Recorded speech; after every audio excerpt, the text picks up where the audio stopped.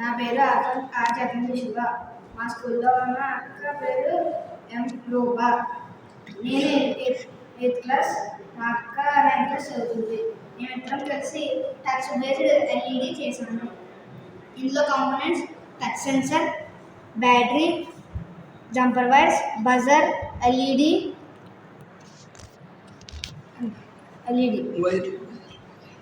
Wires. Next circuit diagram ఎలా చూడండి.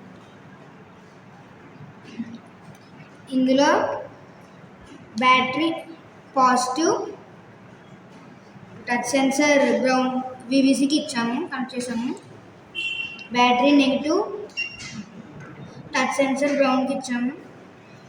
అలాగే బజర్ నెగిటివ్కి, ఎల్ఈడి నెగిటివ్కి కనెక్ట్ చేసాము.